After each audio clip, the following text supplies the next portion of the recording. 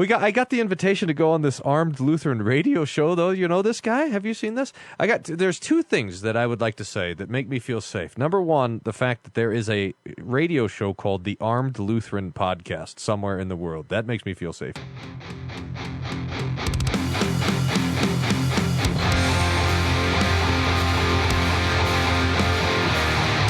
Bringing you law, gospel, and guns. This is Armed Lutheran Radio. Hey folks, welcome to another episode of Armed Lutheran Radio, a show about guns, hunting, competitive shooting, the natural right of self-defense, and what God's Word says about the issues surrounding gun rights and gun ownership. I'm your host, Lloyd Bailey, the Armed Lutheran. This is episode number 479. Thank you all for being here and for making Armed Lutheran Radio a part of your week this week. Sorry for the delay in putting out a new episode. It has been crazy lately, and that craziness is what inspired today's show. I want to thank all of you for taking the time to listen. I want to thank all the members of the Reformation Gun Club whose contributions, annual and monthly contributions, make this show possible. If you would like to see the show or hear the show continue to happen, would like to help support the show and help us cover the expenses, we would appreciate your support, and we value every penny that is donated. It's all done through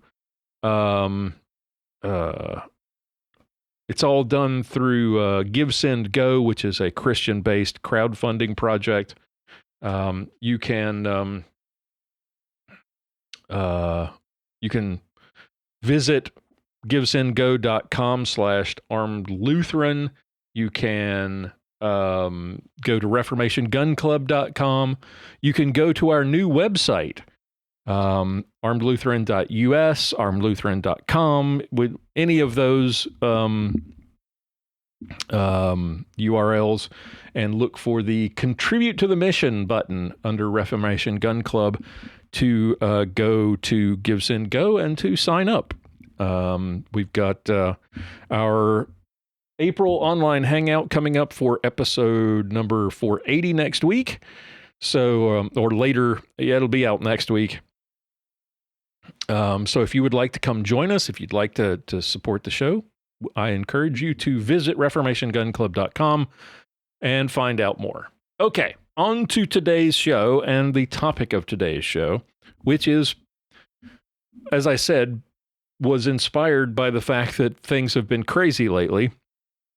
Part of the reason there haven't been as many shows recently is because we're just coming out of what I call the volleyball silly season, where it seems like all of this, there's just a ton of spring volleyball tournaments, and my daughter is competing in stuff constantly. I think because we had this big snowstorm earlier in the year, one of our tournaments got canceled, and so we had to find another one. And that meant that for 3 straight weeks, we were involved in volleyball tournaments that basically ate up all of March or the end of March and early parts of, and then early April. And then we just got back from a 3-day tournament in Kansas City, which was a lot of fun, but exhausting. And this got me to thinking about the idea of concealed carry. In these kinds of, when you're attending these kinds of events, your child's school-based and sometimes not school-based events, whether it's sports, whether it's music, whether it's things like choir or band, or whether it's competitions or concerts, things that are taking place on school property and sometimes not. Things like travel sports like soccer or baseball or softball or football, or in our case, volleyball. And it's a challenge. And I wanted to throw this out here and share some thoughts and get your feedback if you're in a similar situation. How do you approach these sorts of, let's say, non-permissive or sort of a mix of permissive and non-permissive environments? Now, let me kind of explain what I mean by that.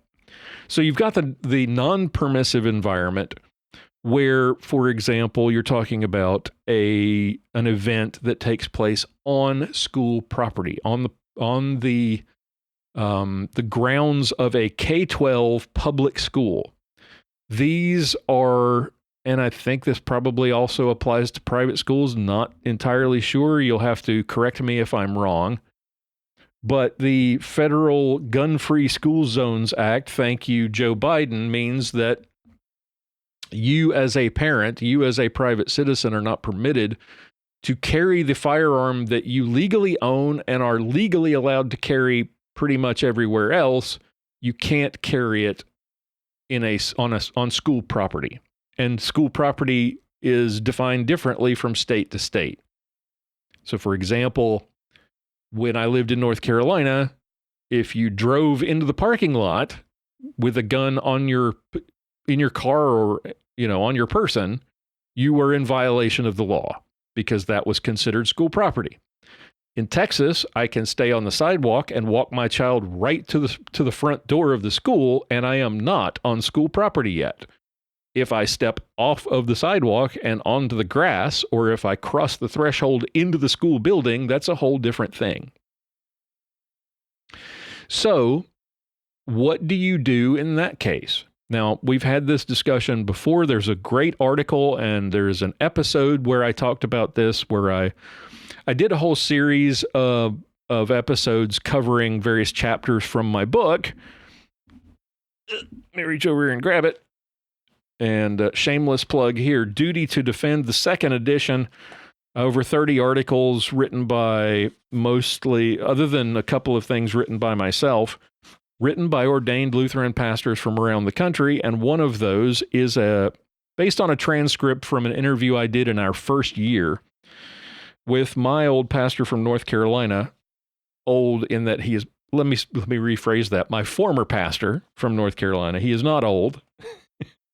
Ralph A. Abernathy III. And we talked in that interview on the show, and I related this in the article in the book. We talked about gun-free zones and your approach to gun-free zones as a Christian.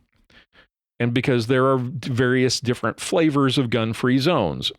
If that gun-free zone involves the law, in other words, if carrying a concealed weapon into a gun-free zone would result in your being arrested and prosecuted because it's illegal for you to do it, not because you're trespassing, because you're specifically because you're carrying a gun, then you shouldn't do it, right? You're violating the fourth commandment in doing so. You may not like the gun-free school zone law or the gun-free zone law in your state. It's your duty in your vocation as a citizen then to work to change it. It is not your duty as a citizen, certainly not your duty as a Christian, to violate the fourth commandment and ignore that law. So I'm not going to get into the details of that discussion. If you'd like to hear more about it, there are two previous episodes. One is in the series where I covered the chapters of Duty to Defend. The other is in the first year. I want to say it's like episode 50-something, 54 or 55, somewhere in there. You can go to the website, go to the podcast page, and do a search for gun-free zones, or do a search for Ralph Abernathy. Abernethy.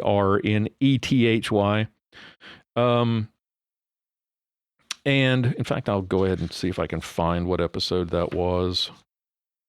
That was episode. It's on page 189 in the book. It's episode 456 where we discussed this chapter. And it was episode 43. I was off by about 10, episode 43 of the podcast where I did the original interview if you'd like to get more detail on that discussion. So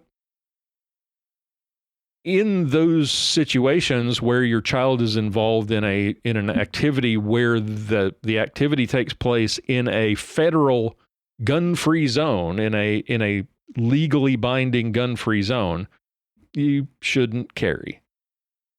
If your child, just like if you're going to a business and they have a gun-free sign or a no-guns sign, then this is the second flavor of gun-free zone. This is the business, the non-governmental property, where a no-gun sign is posted, which carries the weight of law. If the sign, if in the law of where you live means, or if that law says that sign is enforceable by law, in other words, you can be prosecuted for carrying in that location, again, this is a situation where you should not carry there. You should not ignore that sign and carry anyway. The third kind of gun-free zone is the one where the sign is posted, but it doesn't carry the weight of law. In other words, I'll use an example from our volleyballing. You might have a venue where there's a sign outside that says, please no, it has all these, maybe a list of rules. And one of those rules might be, no outside food or drink, no folding chairs, no coolers. And there might be another one that says no weapons, no firearms. In Texas, that doesn't carry the weight of law. You as a Christian, you as a citizen are free to ignore that. Now, if they catch you carrying, they can ask you to leave, at which point, if you do not, they can charge you. You can be charged with trespassing. That's a different thing altogether. This is not a violation of a gun-free sign or a no-gun sign. That's a completely different situation. So that's the third flavor of gun-free zone, the one where they say, please don't carry, but there's nothing legally binding about that request. You're free as a Christian, as a citizen, to ignore that if you choose. And in the case of your child's activities, whatever they might be, you may not know what the situation, how permissive that environment is that you're going into. You may have no idea until you get there. So you have to do some research ahead of time. You want to do it surreptitiously so that other parents don't know that you're some creep trying to find out if you can carry a gun where their kid's going to be performing, playing the oboe or whatever. You got to do a little bit of research, a little secrety research to find out if you can carry in that location legally, and then make your decision. And if it turns out that place is not permissive, then you have a decision to make. If it's not permissive, legally not permissive, do you carry and then carry the gun with you and then secure it in your vehicle while you're inside the venue? That's an option. It's not the best option, but it then means that you do have access to the firearm when you're outside the venue, right? It means that you can protect your family while you're traveling to and from that location. And especially if this is a situation where you're driving to an event and you're going to be on the road in a, unknown part of your state, or, a nearby state, or somewhere you've never been before, you're not familiar with, or if it's especially if it's at a strange time of day, like in the dead of night, you might feel better having the firearm with you. In that case, while carrying or securing the gun in a car, leaving the gun in a car is not optimal. There are ways to improve the security. Please do not use your glove box or your car's trunk or your car's console as a holster. You want to have a safe, biometric, or with a keypad or something like this, or a key that only you have that is secured within the vehicle. And that doesn't mean you put the gun in the safe and then throw the safe into the glove box, because then if somebody breaks into your car, they can just carry the safe away. So it needs to be a safe where you can secure the firearm that is itself secured within the vehicle, either bolted to the frame of the vehicle or in some way secured with a chain, or sometimes they have those corded, those metal or steel cables that you can, secure the safe to something like the seat, the stanchion of the seats. Whatever it is, it should be something like that, rather than just simply dropping the gun in the glove compartment. I take it a step further. Usually if I'm forced to do that, I take it one step further, and that means I will unload the firearm. Now, this requires an extra step of administrative handling, which adds a degree of risk, but you can carefully unload the firearm and take the ammunition with you, or store it separately within the vehicle. So if someone were, God forbid, to break into your car and somehow manage to get the gun safe or get the gun out of the gun safe in your car, they would have to search for the ammunition. So, yeah, bad that you lost the gun, but it's not usable because it doesn't have any ammunition. It's not readily usable because it doesn't have a magazine or any ammunition. And then when you get back to the car, you retrieve your firearm, you reload it and holster, and off you go. What do you do? I want to hear your thoughts, and we'll talk about that at the end. But if you can't find if you can't find out about the permissibility of the location where you are, where this event is taking place, what do you typically do? Do you assume that it is not gun-free and take the gun with you, and then find out the hard way that you have to turn around and walk back to your car? Sometimes that's not easy. Sometimes that is incredibly difficult.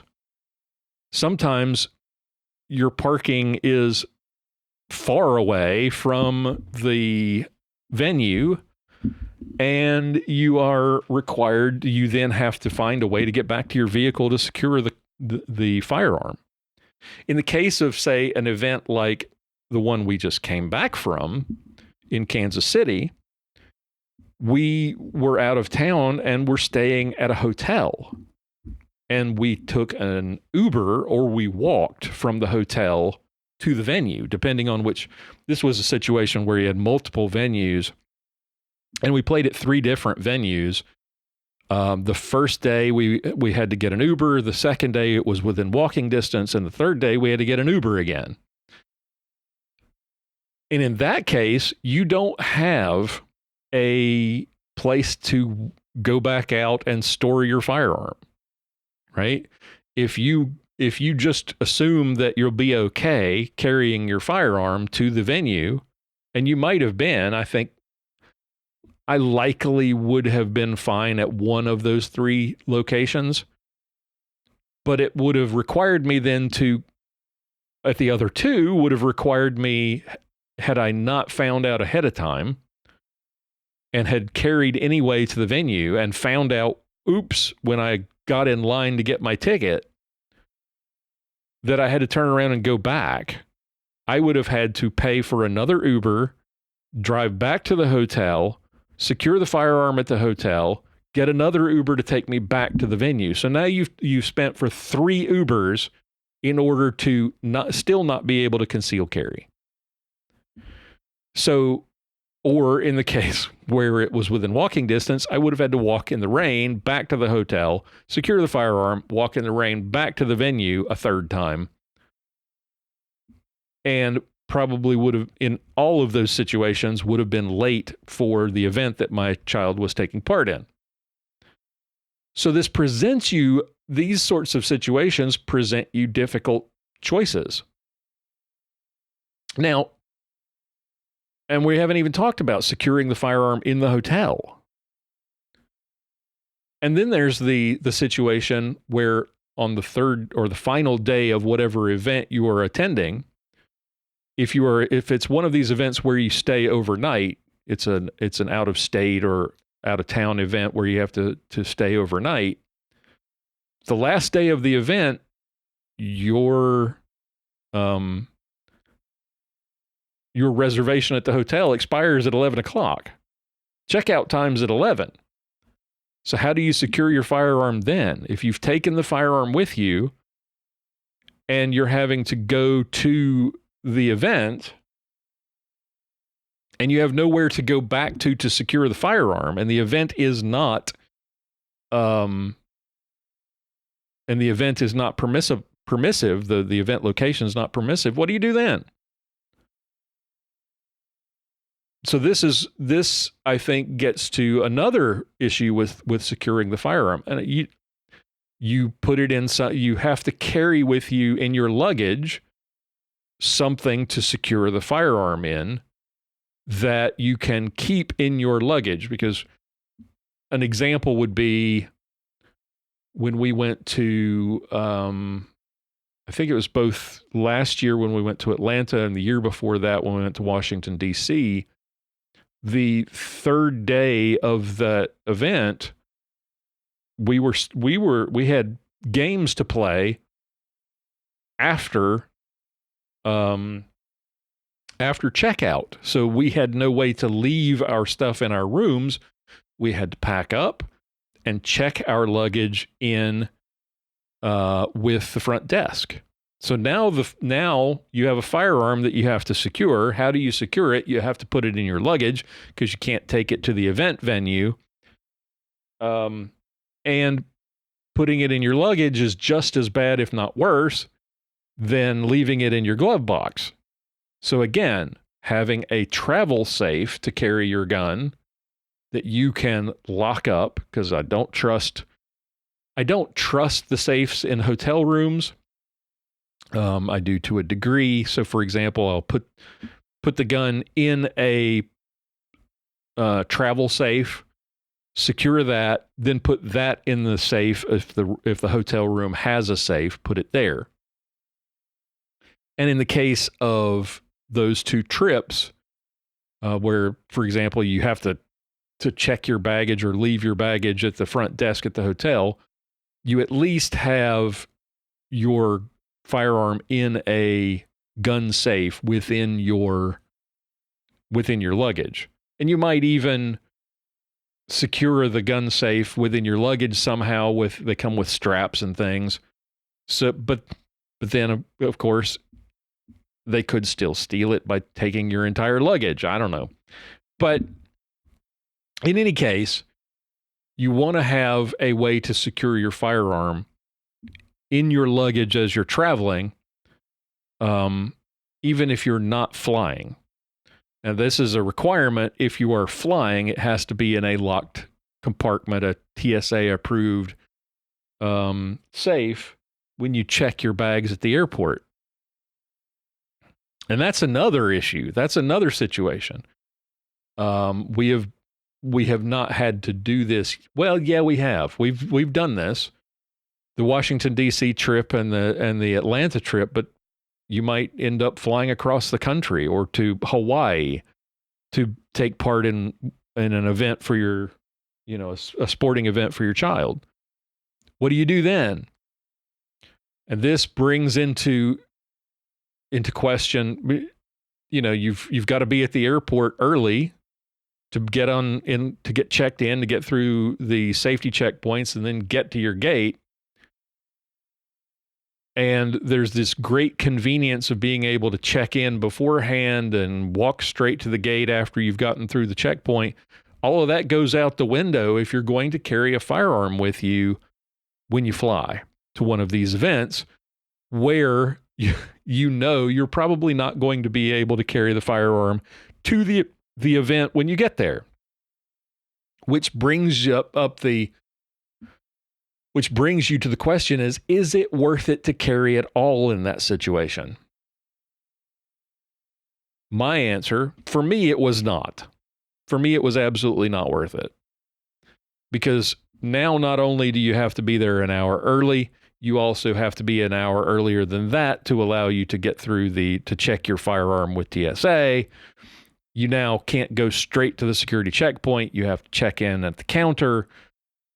It's completely different, and it's more time consuming, and your family needs to be aware of this. So if you do make the decision that, yes, I'm going to carry when we fly to one of these events, your family needs to understand the extra amount of time that's going to be required. And if you have a 7 a.m. flight, you not only can't be there at 6, you're going to have to probably be there at 5, which means leaving your house earlier than that. None of your family members are going to be happy about this. And you need to make sure they understand so that there's less griping and groaning. But like I said, you have to decide, as I did, whether or not it's worth it to carry it all. And for me, like I said, it was not. So what do you do if you come to that decision that you're not going to carry on one of these trips? I don't remember who it was. One of the well-known firearms self-defense instructors, might have been Rob Pincus. I'm not sure. So I'm not going to quote him directly. I'm not sure. I remember reading a suggestion that what you do is when you get to wherever your destination is, the first place you go is a Walmart. And you pick up a Kershaw knife and some pepper spray or OC spray. And you carry that with you while you're in the place, you carry that while you're in that location. And then at the end of the trip, when it's time to go back, you throw it in the trash. And yeah, you're out the 20, 30, 40, 50 bucks or whatever for the knife and the OC spray, but that's better than being stuck. That's better than having nothing to protect you and your family. It's also better than carrying a gun and then having to deal with it. It might be. It might be better, depending on the situation, it might be better to do that and to forego whatever the cost was for that to be safe for the duration of your trip than it is to carry your gun and deal with all the hassles that are involved and the insecure storage that might be required along the way. So for me, for this last trip, it was worth it to take the firearm with us because we were driving. Even though we suspected that the event locations where we were for part of the trip would be non-permissive. And so secure storage was acquired and used to keep the gun secure as we were at those locations, at those events. And then when it was time to go out to eat, when it was time to go, do an event with the other parents, then I could carry the firearm. So don't carry the gun and don't store the gun in your glove box. I guess here's the final lessons from today's rant. Don't store your gun in the glove box. Don't store the gun in the trunk or in the console of your vehicle. Always store it in a dedicated gun safe, and then store that gun safe securely in your vehicle. Have a dedicated gun safe that you travel with, whether it's in the car or when you're flying, that should be able to fit in your luggage and be concealable in your luggage. If you're not going to carry on these trips, make use of something less lethal or something like a knife that you can pick up at a sporting goods store or somewhere like Walmart, and carry those things while you're at the event and then dispose of them before you fly back. Make sure that your family, and this doesn't just apply to this situation, but make sure your family understands what the ramifications of you carrying a firearm are. The consequences when it comes to the amount of extra time that you'll have to allow, some of the extra hassle that will be required when you go through security checkpoints. And always check ahead. Don't assume, here's another point, don't assume that just because you've been to this particular venue on a previous occasion, on a prior date, that location is still gun-free or permissible. Maybe last time you were there, it was perfectly fine for you to carry. The things can change. Let me give you an example. And I talked about this on a previous episode. We went to an event last year where a parent at the event where our child was playing, our daughter was playing, managed to accidentally discharge a firearm in his pocket. Fortunately, no one was injured except for the gentleman who was carrying the gun. And I'm not going to go into the details of that. If you want, you can go back and listen. I don't remember what episode it was, but I've talked about this before, and this is not necessarily, the details are not necessarily pertinent here, but fortunately no one was injured except for the gentleman who was carrying. He accidentally shot himself in the rear end, was not seriously injured. But my first thought after we left that event, after the proverbial smoke had cleared, was, I wonder if this is going to be permissible next year or next time we come. I bet the next time we come, there's going to be a 30-06 sign at the door. In Texas, for those of you who don't know, we have this statute 30-06, which is both a play on the caliber 30-06, and it is the number of the statute which defines the signage required to deny someone the right to carry a concealed firearm on your property. And it requires that the sign be certain size and certain font and certain wording and all this. It's not simply an icon of a gun with a cross through it. You have to have a specific signage. And that was not posted at this location. So the gentleman who shot himself accidentally was perfectly right, within his right, as was I, to carry at that location. Unfortunately, he discharged firearm at that location, and the very next time we attended an event at that location, sure enough, right at the front door, there was a 30-06 sign. It was no longer permissible. So don't assume just because it was permissible the last time you were there, you can't assume that it's permissible now. Something may have changed. And for example, Texas a few years ago passed constitutional carry, or open carry became legal in Texas, open carry of handguns. And that required new signage because the new statute was called the 30-07. You had a 30-07 sign, which was specific to open carry. And a lot of companies in Texas had really not thought about concealed carry. It wasn't really an issue for them until the open carry law got passed. It was a big kerfuffle, and you had a bunch of idiot gun rights people who made had big events and protests where they showed up with rifles, open carrying rifles in different businesses, and that got people thinking about gun concealed carry for the first time.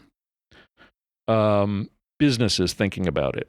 And as a result of open carry being allowed, when that law passed that legalized open carry, not only did you start seeing 30-07 signs, which prevented you from open carrying, businesses would in many cases also put up the 30-06 sign for the first time, preventing you from concealed carrying as well. So things change. The point of this is that things can change and you may not know about it. So you need to do your research. And if you can't find out for sure whether or not it has changed, you need to be prepared for the possibility that it has. So that means that if your plan was just to put the gun in your holster and to carry it to the event, you might want to make sure that you're also taking with you a travel safe that you can secure the firearm in your car, just in case the event you're going to, the event location, has changed their policies. So be prepared for that. Okay, that's really all I had for today. Just some thoughts coming back from this trip and dealing with concealed carry on that trip. And I thought I would throw this discussion out here and see what you guys thought and get your feedback. I would love to hear what you do in these sorts of situations. How do you think about these situations when it comes to concealed carry at events that your child is taking part in? Whether it's on school property, whether it's not on school property, whether you know in advance, whether or not the place is permissible or not, or permissive or not, whether or not you're flying or driving, whatever the case may be. I'd love to hear your thoughts and give us an idea of how you approach it and what you do. Any tips that you might have that maybe I didn't think about here. So thank you all for listening. Next episode, number 480, is going to be our April online hangout. Look for an announcement about that. If you are a member of the Reformation Gun Club, if you are not and you would like to join us, sign up today, reformationgunclub.com, or go to GiveSendGo and search for Armed Lutheran and sign up today. Any donation amount is welcome and appreciated, and we'll send out invitations for that event the day before. I try to get it out the day before the event takes place. So we'd love to see you. And for those of you who are members of the Gun Club, we will see you for episode 480. Until then, keep shooting, keep praying. We'll talk to you next time. For show notes, be sure to visit our website at www.armedlutheran.us. Check out the Facebook page, The Armed Lutheran, or join our Facebook group, Fans of Armed Lutheran Radio. If you like what you hear, please leave us a comment on our feedback page at armedlutheran.us/feedback, or a review on iTunes, and let us know what you think. Thank you for listening to Armed Lutheran Radio.